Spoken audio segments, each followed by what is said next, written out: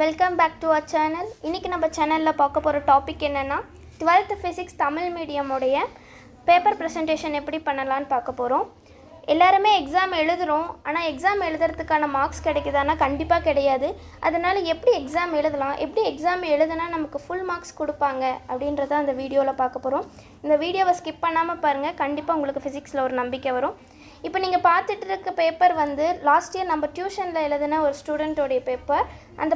அந்த ஸ்டூடெண்ட் வந்து 70 above 70 வந்து ஸ்கோர் பண்ணியிருக்காங்க. நீங்களும் இந்த பேப்பரை ஃபாலோ பண்ணி எழுதுனீங்கன்னா நீங்களும் சென்டம் ஸ்கோர் பண்ணுறதுக்கான வாய்ப்பு நிறையவே இருக்குது. சரி, நம்ம வீடியோக்குள்ளே போகலாம். ஃபர்ஸ்ட் பேஜில் பார்த்தீங்கன்னா அது வந்து டீச்சர்ஸ்க்கான மார்க் ஷீட்டு போடுறது. அங்கே வந்து நீங்கள் எதுவும் டச் பண்ணக்கூடாது. செகண்ட் பேஜ் பார்த்தீங்கன்னா உங்களுக்கான ரூல்ஸ் அண்ட் ரெகுலேஷன்ஸ் இருக்கும். அதை நல்லா படித்து பார்த்துட்டு ஆன்சர் பண்ணுங்கள். நெக்ஸ்ட் பேஜ் பார்த்தீங்கன்னா உங்களுக்கு ரைட்டிங் ஷீட் கிடைக்கும். அந்த ரைட்டிங் ஷீட்டில் நீங்கள் என்ன பண்ணணும்னா ஃபர்ஸ்ட் பார்ட் ஏ எழுதணும். பகுதி 1ல் வந்து உங்களுக்கு 1 மார்க் கொஷின்ஸ் கேட்டிருப்பாங்க. 1 மார்க்ஸ் கொஷின்ஸ் 15 கொஷின்ஸ் கேட்டிருப்பாங்க. அந்த 15 கொஷின்ஸையும் நீங்கள் முதல்ல ஒன்ஸ் கிளான்ஸ் படித்து பார்த்துட்டு அதுக்கப்புறம் ஆன்சர் பண்ணுறது வந்து நல்லதாக இருக்கும். ஏன்னா நீங்கள் புக் பேக்கை வந்து புக்கில் அப்படியே எப்படி இருக்கோ பிளைண்டாக படிச்சுட்டு வந்திருப்பீங்க. அந்த மாதிரி எப்பயுமே படிக்கக்கூடாது. ஏன்னா புக் பேக்கில் இருக்க 1 மார்க்ஸில் இருக்க வேல்யூவும் எக்ஸாமில் கேட்குற வேல்யூவும் மாறுறதுக்கு நிறைய வாய்ப்பு இருக்குது. சப்போஸ் புக் பேக்கில் இருக்க கொஷினில் 0.1ன்ற வேல்யூ இருக்கும் போது இந்த கொஷின் பேப்பரில் 0.2ன்னு சொல்லி வேல்யூ மாற்றி கொடுத்துருப்பாங்க. அப்போ ஆன்சரே மாறிடும். ஸோ அதனால் நீங்கள் என்ன பண்ணணுன்னா புக் பேக்கில் இருக்க ஆன்சரை அப்படியே டிட்டோ பண்ணி படிக்காதீங்க. அந்த எப்படி ஸ்டெப்ஸ் எல்லாம் யூஸ் பண்ணி படிக்கிற மாதிரி படிங்க. பகுதி 1 எழுதும் போது பகுதி 1 அப்படின்னு சொல்லி எழுதி கீழே அண்டர்லைன் பண்ணிங்கன்னா உங்களுக்கு வந்து ப்ரெசன்டேஷன்ஸ்க்கு மார்க் கொடுக்குவாங்க. அப்புறம் எல்லா ஆன்சரையும் வந்து இந்த மாதிரி லைன் போடுங்க. ஆப்ஷன்ஸ்லாம் எழுதிட்டு இந்த மாதிரி லைன் ட்ரா பண்ணிக்கோங்க. அப்போ பார்க்க நீட்டாக இருக்கும். ஸோ எல்லா 15 1 மார்க்ஸையும் ஒரே பேஜில் கவர் பண்ணுங்கள். சப்போஸ் பண்ண முடியல அப்படின்னா ஃபர்ஸ்ட் 10 1 மார்க்ஸை ஃபர்ஸ்ட் பேஜ் எழுதிட்டு நெக்ஸ்ட்டு 5 மார்க்ஸை நீங்கள் பேஜ் நம்பர் 2ல் எழுதலாம். இதில் முக்கியமாக பார்க்க வேண்டியது என்னென்னா ஆன்சர் என்ன தான் நீங்கள் கரெக்டாக எழுதினாலும் ஆப்ஷன்ஸ் கரெக்டாக இருந்தால் மட்டும்தான் உங்களுக்கு வந்து மார்க்ஸ் தருவாங்க. ஏன்னா சில டீச்சர்ஸ்லாம் என்ன பண்ணுவாங்க, ஆப்ஷன்ஸை மட்டும் வச்சு கரெக்ஷன் பண்ணுறவங்களும் இருக்காங்க. ஸோ ஆப்ஷன் கரெக்டாக எழுதி ஆன்சரும் கரெக்டாக எழுதணும். ரெண்டில் ஏதாவது ஒன்று மாற்றி எழுதினாலும் அந்த ஆன்சருக்கு உங்களுக்கு 0 மார்க்ஸ் தான் கொடுப்பாங்க. ஸோ இந்த மாதிரி நீட்டாக லைன் ட்ரா பண்ணி 15 1 மார்க்ஸையும் முடிஞ்ச அளவுக்கு ஃபர்ஸ்ட் பேஜிலே எடுத்துகிட்டு வர பாருங்கள். இப்போ பார்த்தீங்கன்னா இந்த ஸ்டூடெண்ட் எழுதியிருக்காங்க, எல்லா 15 1 மார்க்ஸையும் கரெக்டாக எழுதியிருக்காங்க, ஃபர்ஸ்ட் பேஜில் கவர் பண்ணியிருக்காங்க. அதனால் அவங்க 50 out of 50 வந்து ஸ்கோர் பண்ணியிருக்காங்க. ஸோ நெக்ஸ்ட் பேஜ் நம்பர் 2ல் நீங்கள் பகுதி 2 வந்து ஆரம்பிச்சிடலாம். அதே மாதிரி முன்ன சொன்ன மாதிரியே பகுதி 2 அப்படின்னு போட்டுட்டு கீழே வந்து 2 லைன் அண்டர்லைன் பண்ணிங்கன்னா பார்க்க ப்ரெசன்டேஷன் நீட்டாக இருக்கும். அதனால் உங்களுக்கு ஃபுல் மார்க்ஸ் கொடுப்பாங்க. இந்த 16th கொஷின் பார்த்தீங்கன்னா இது வந்து ஒரு some based question.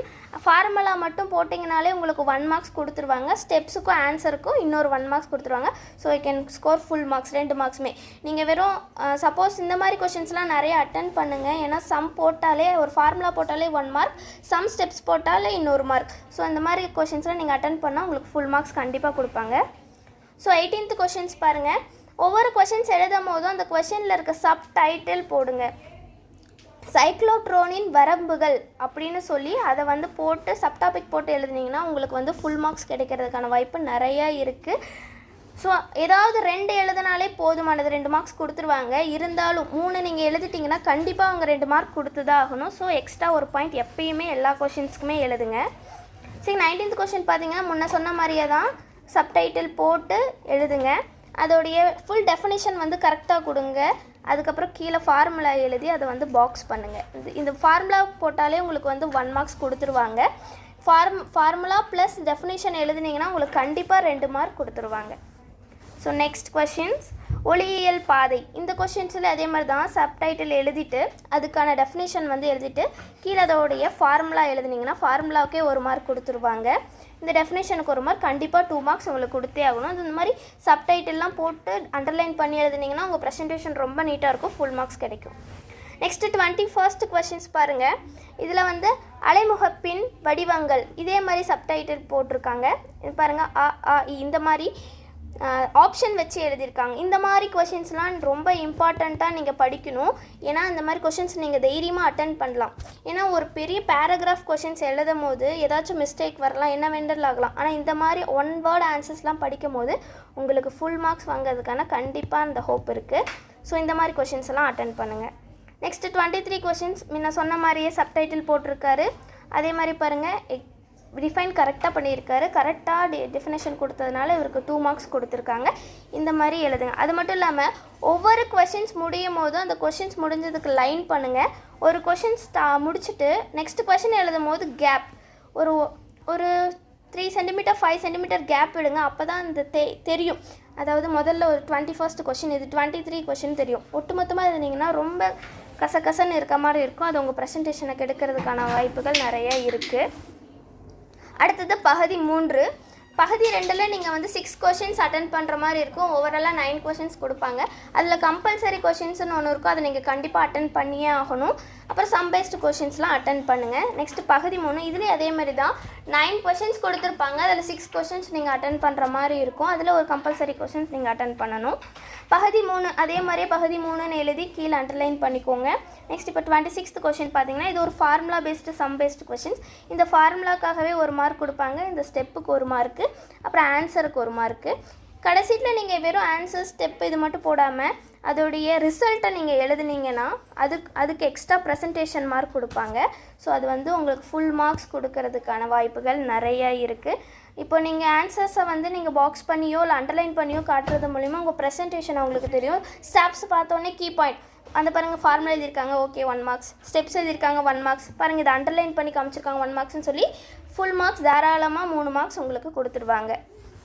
Next questions பார்த்தீங்கன்னா அதே மாதிரி பாருங்கள். 3rd மார்க் கொஷின் 27 காந்தவியலின் ராடன்ஸ் விசை. அதை பாருங்கள் டைட்டில் போட்டு அண்டர்லைன் பண்ணி அதுக்கான டெஃபினிஷன் ஃபார்முலா இதெல்லாம் அண்டர்லைன் பண்ணி காட்டுங்க.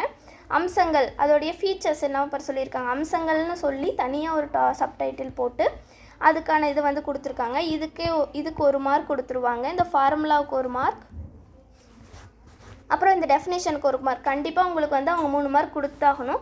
சப்போஸ் நீங்கள் ஃபார்முலா எழுதினாலே உங்களுக்கு வந்து 1 மார்க் கொடுத்துருவாங்க. இந்த கொஷினை பொறுத்த வரைக்கும் பார்த்தீங்கன்னா அவங்க வந்து என்ன கேட்டிருப்பாங்கன்னா வெறும் காந்தவியல் ராரன்ஸ் விசையை மட்டும் கேட்டிருக்க மாட்டாங்க, ஃபார்முலா மட்டும் கேட்டிருக்க மாட்டாங்க, அதோடைய அம்சங்களையும் எழுதுங்கன்னு சொல்லியிருப்பாங்க.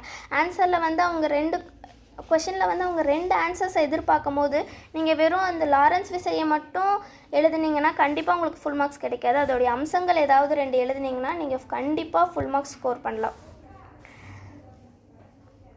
அடுத்த கொஷின்ஸ் பார்த்தீங்கன்னா நேர் திசை மற்றும் மாறு திசை மின்னோட்ட அமைப்பின் நன்மைகள். இந்த நன்மைகள் வந்து 3 மார்க் கொஷின்ஸில் கேட்டிருக்காங்க. இதில் வந்து நீங்கள் வெறும் 3 நன்மைகள் எழுதினாலே உங்களுக்கு மார்க்ஸ் கொடுத்துருவாங்க. ஆனாலும் ஷோராக நமக்கு வந்து ஃபுல் மார்க்ஸ் கிடைக்கணும் அப்படின்னா நம்ம என்ன பண்ணணும், 2-3 பாயிண்ட் எக்ஸ்ட்ரா எழுதுறதுல தப்பே கிடையாது. அதனால் ஃபுல் மார்க்ஸ் ஸ்கோர் பண்ணணும்னா ஒரு 4-5 பாயிண்ட் எக்ஸ்ட்ரா எழுதணும். ஆக்சுவலி முன்ன சொன்ன மாதிரியே ஒவ்வொரு கொஷின்ஸ் முடிஞ்சதுக்கப்புறமும் லைன் போடுறது ப்ரெசன்டேஷனை இன்னும் நீட்டாக காட்டும். நெக்ஸ்ட் கொஷின்ஸ் பார்த்தீங்கன்னா கட்ட வேறுபாட்டிற்கான பாதை வேறுபாட்டிற்கு உள்ள தொடர்புகள் அப்படின்னு கேட்டிருக்காங்க. இந்த கொஷின்ஸு பார்த்தீங்கன்னா உங்களுக்கு வந்து டெஃபினேஷனுக்கு 1 மார்க் கொடுத்துருவாங்க, டயக்ராமுக்கு 1 மார்க் கொடுத்துருவாங்க, ஃபார்முலாவுக்கு 1 மார்க் கொடுத்துருவாங்க.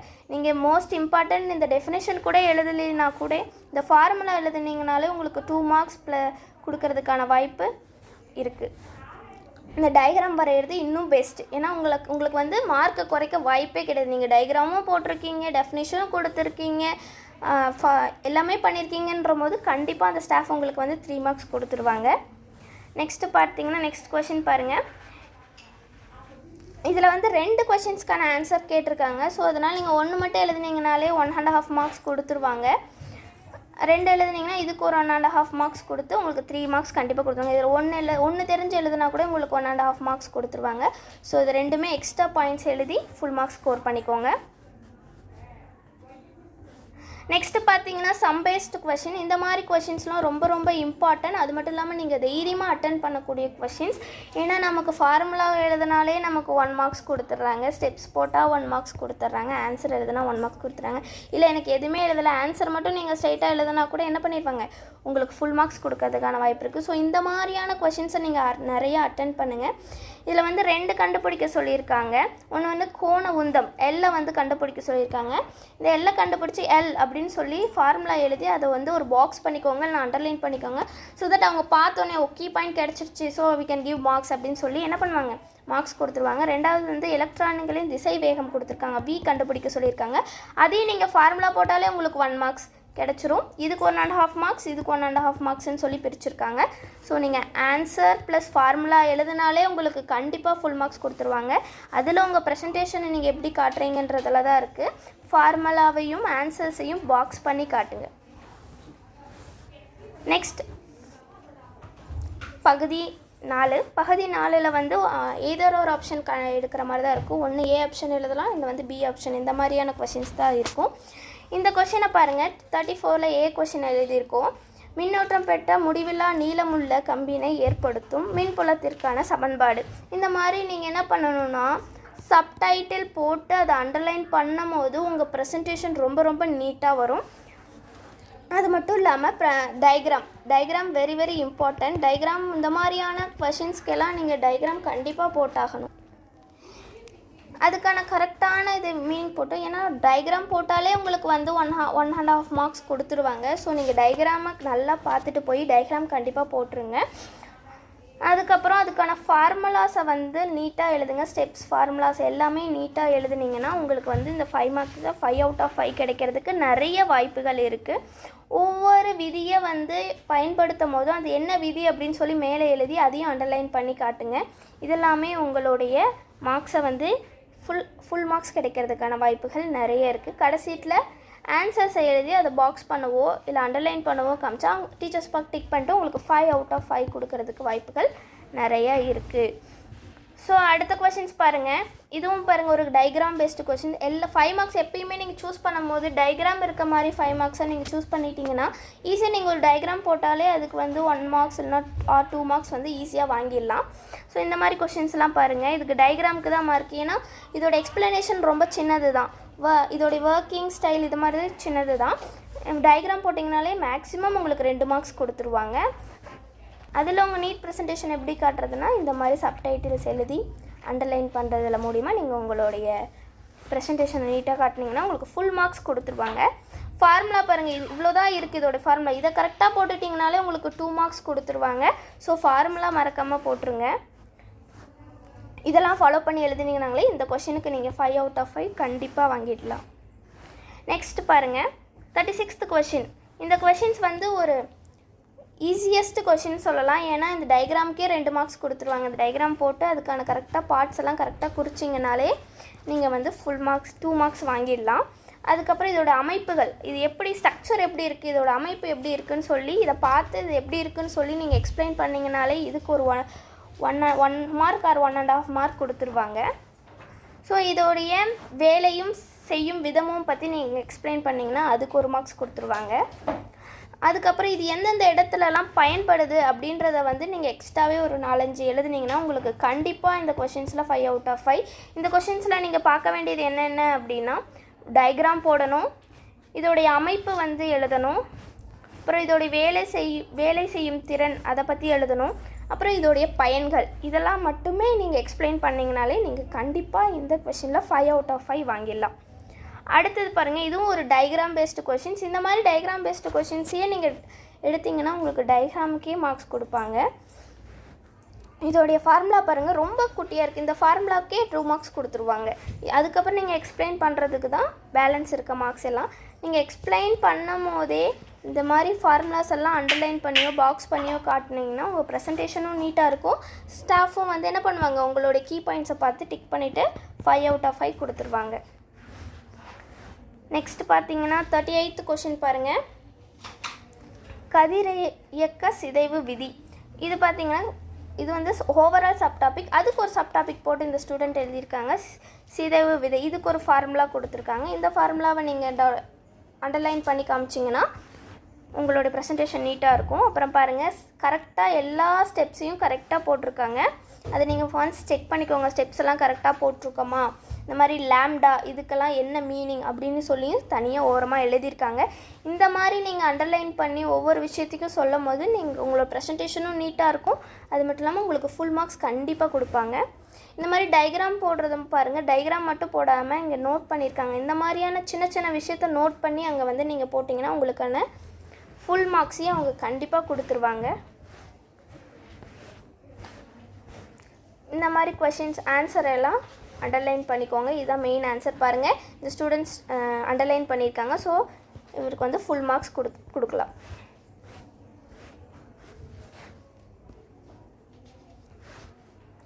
இந்த மாதிரி நீங்களும் உங்கள் ப்ரெசன்டேஷனை வந்து நீட்டாக பண்ணி ஃபுல் மார்க்ஸ் ஸ்கோர் பண்ணணுன்னா இந்த மாதிரியான ஸ்டெப்ஸ் எல்லாம் நீங்கள் ஃபாலோ பண்ணி நீங்கள் வந்து ஃபுல் மார்க்ஸ் ஸ்கோர் பண்ணலாம், சென்டம் எடுக்கலாம். So all the best students. Thank you.